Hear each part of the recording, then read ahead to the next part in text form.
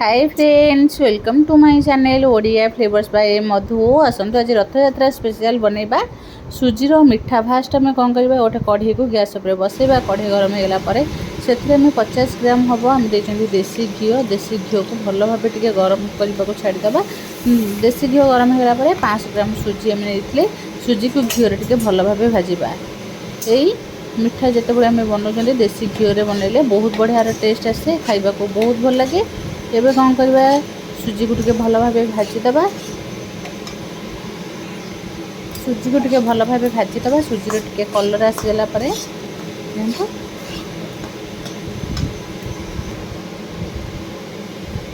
ये सुजी आम टे भल भाव भाजीगला से अल्प टे लुण दबा।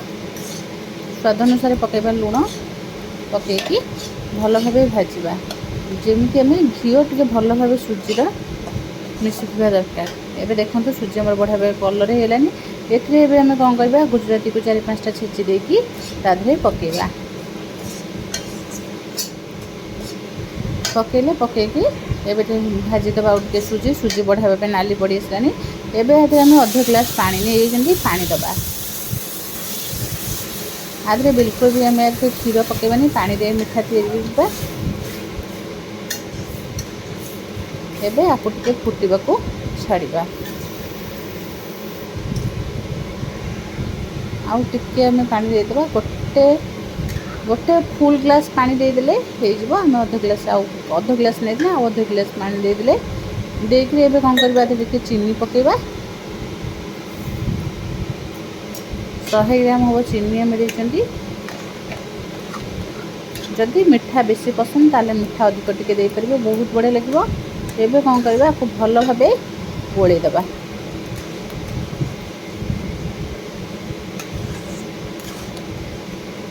चीनी बढ़िया भाव मिशीगला पर्यंत आपको गोलुवा।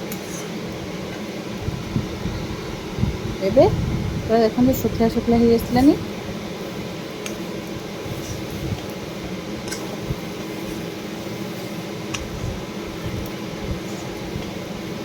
एबे कौन करवा थाड़ी रे टे देसी घी लगेदबा। लगेकि थाड़ी रे भल भाव लगेदे थाड़ी 4 लगेदबा। लगेदेकी एबे कौन करवा जो सुजी को आम बनई थाड़ी रे रखिबा।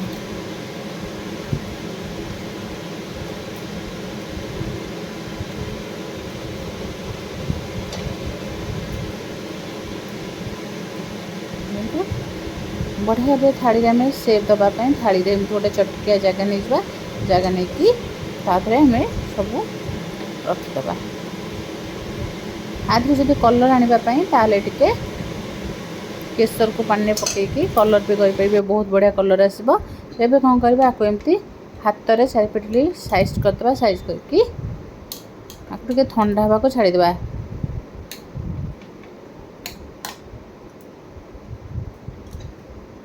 आपको ठंडा हवा को छाड़देले अध घंटा ठंडा होगा कौन करवा एमती काटी नबा।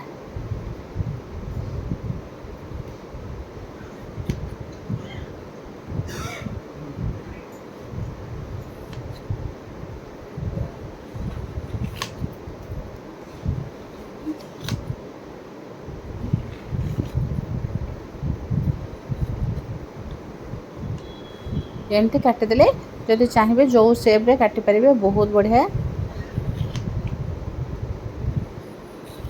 देखो बढ़िया भाव काटी आउ जिते आम मिठाटा बाहर करवा बढ़िया भाव भी बाहर जाए। बिल्कुल मात्र 3-4टा जिनस एमती टेस्टी मिठा बनईकि खाई पारे। देखो बढ़िया भाव पूरा बाहरी आसो। आस्ते आस्ते कौन करवा गोटे प्लेट को काढ़ी नबा।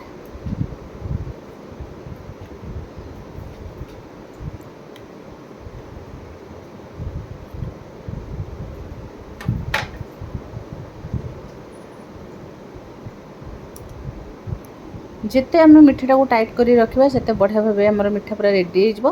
देखो मिठा के बढ़िया भाव आम रेडी हो। निहाती थे ट्राए करूँ एमती सुजीर मिठा पूरा टेस्टी लगे, बहुत भल लगे खाइबा। निहाती थे ट्राए करूँ।